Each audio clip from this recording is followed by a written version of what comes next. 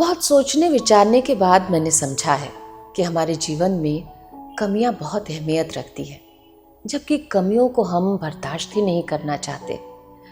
हम सबकी चाह होती है परिपूर्णता की। हम खुद से और अपने आसपास के हर आदमी से, वस्तु से, परिस्थिति से बिल्कुल परफेक्ट होने की उम्मीद रखते हैं। सही मायनों में ये एक गैर वाजिब मांग है, क्योंकि एब्सोल्यूट परफेक्ट जैसा कुछ होता ही नहीं है, हो ही नहीं सकता।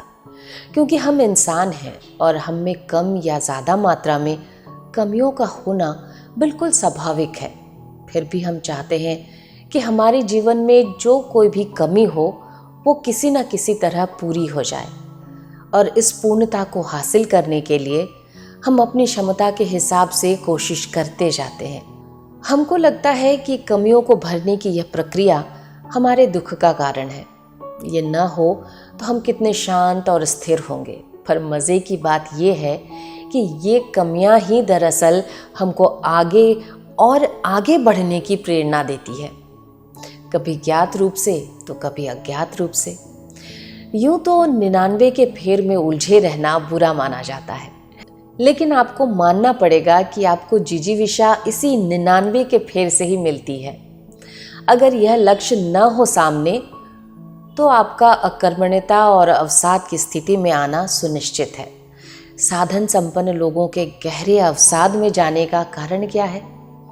कारण है उन्होंने धन से हर उस कमी को पूरा कर लिया होता है जिसकी वजह से जीवन को कोई चुनौती मिल रही होती है। लेकिन नतीजा यह होता है कि बजाय पूर्ण होने के जीवन खाली सा हो जाता है, जिसको किसी भी तरह भरा नहीं जा सकता। अगर आप किसी आध्यात्मिक यात्रा पर नहीं निकले हैं तो जीवन की कमियों को, जीवन की चुनौतियों को खुश होकर गले लगाइए, क्योंकि इन्हीं के बदौलत आपके पास कोई उद्देश्य होता है, आशा होती है, संघर्ष की कोई वजह होती है, और यह सब आपको जिंदा रखने में बड़ा कारगर होता है। अगर आप शून्य में रुक जाने के अभिलाषी यात्री नहीं हैं तो कमियों का दिल से स्वागत कीजिए।